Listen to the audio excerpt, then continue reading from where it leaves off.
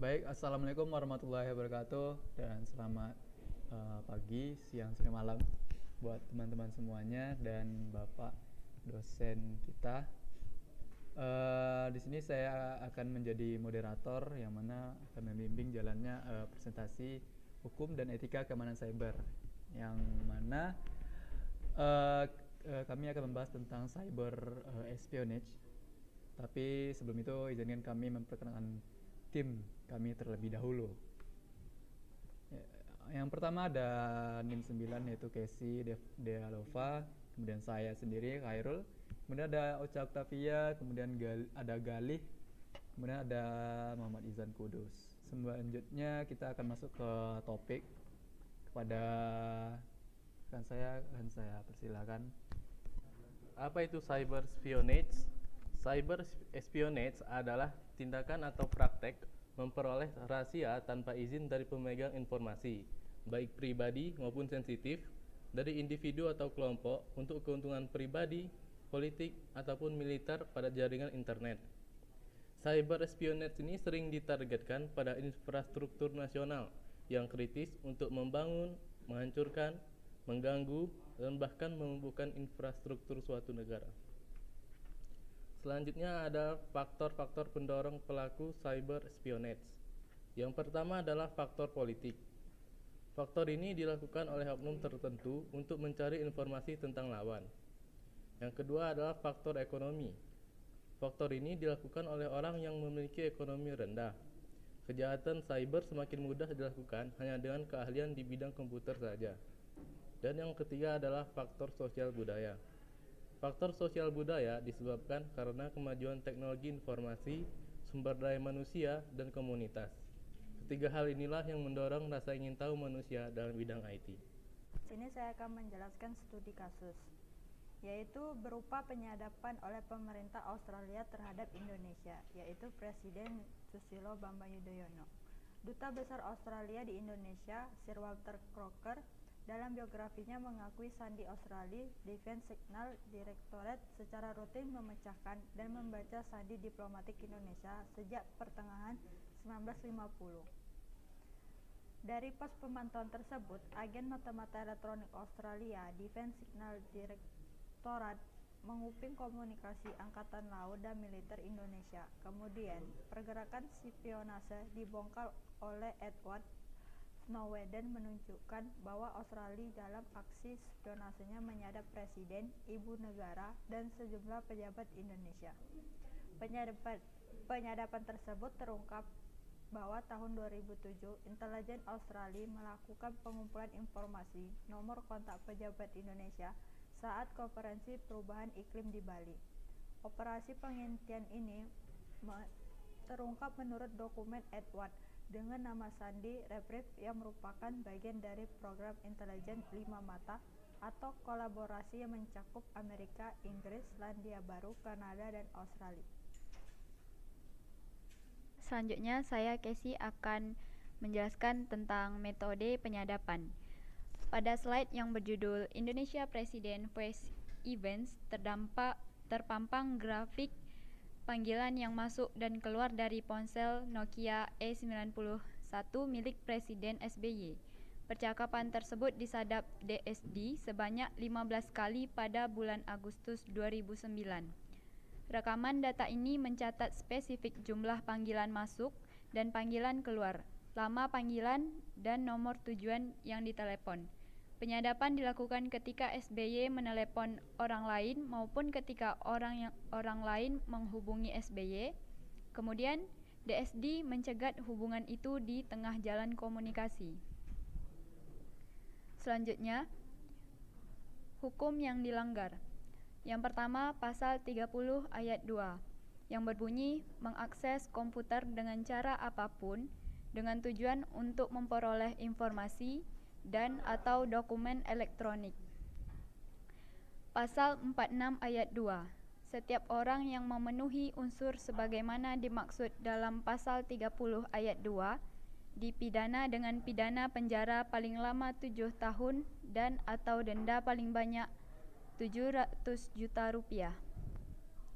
Pasal 31 ayat 1 yang berbunyi Setiap orang dengan sengaja dan tanpa hak atau melawan hukum melakukan intersepsi atau penyadapan atas informasi dan atau dokumen elektronik dalam suatu komputer dan atau sistem elektronik tertentu milik orang lain.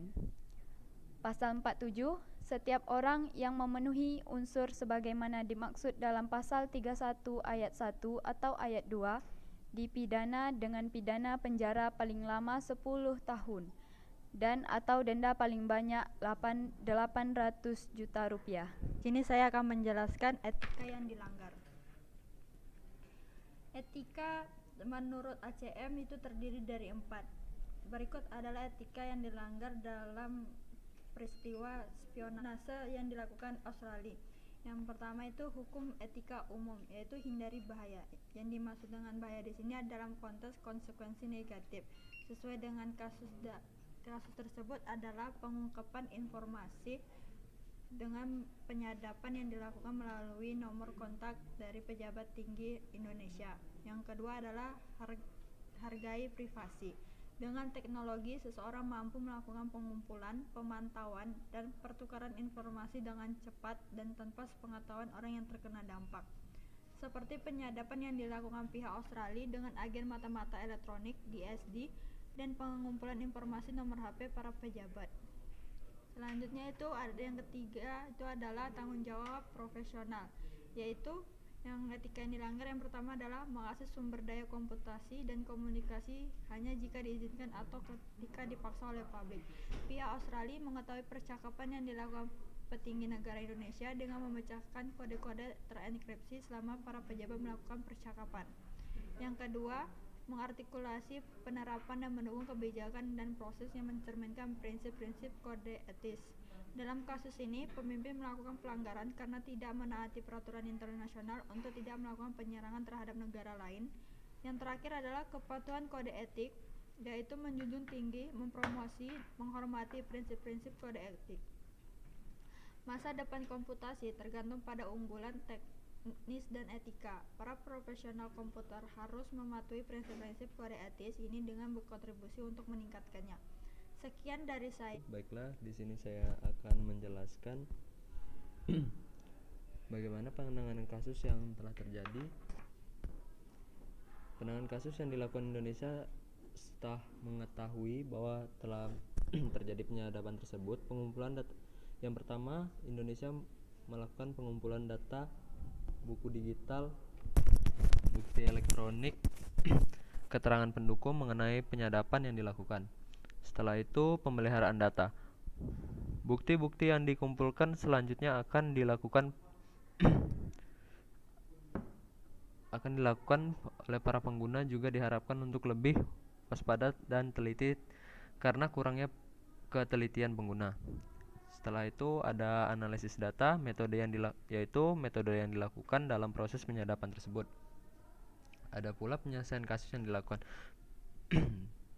Untuk penyelesaian kasus ini terdapat dua bentuk upaya hukum yang dapat dilakukan oleh Indonesia. Yang pertama itu hukum preventif, yang merupakan usaha untuk menghindari atau mencegah perbuatan pelanggaran agar tidak terulang kembali. Yang kedua ada hukum represif, adalah suatu tindakan ketika sebuah aturan telah dilanggar dan apabila sudah terjadi sengketa yang melibatkan lebih atau dua pihak. Namun Indonesia melakukan tindakan hukum preventif, yaitu dengan menjalani negosiasi dan mendatangi Code of Conduct atau COC on Framework for Security Cooperation yang dilakukan pada tanggal 8 Agustus 2014 di Bali. Selanjutnya saya akan menjelaskan cara pencegahan dari contoh studi kasus kami. Ada beberapa cara untuk mencegah terjadinya kejahatan ini, diantaranya yaitu perlu adanya cyber law, yakni hukum yang khusus menangani kejahatan yang terjadi di internet, karena kejahatan ini berbeda dari kejahatan konvensional. Yang kedua itu perlu sosialisasi yang lebih intensif kepada masyarakat yang bisa dilakukan oleh lembaga-lembaga khusus.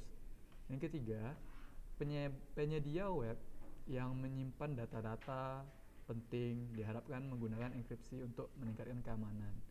Yang keempat, para pengguna juga diharapkan untuk lebih waspada dan teliti untuk memasukkan data-datanya di internet. Mengingat kejahatan ini sering terjadi karena kurangnya ketelitian pengguna.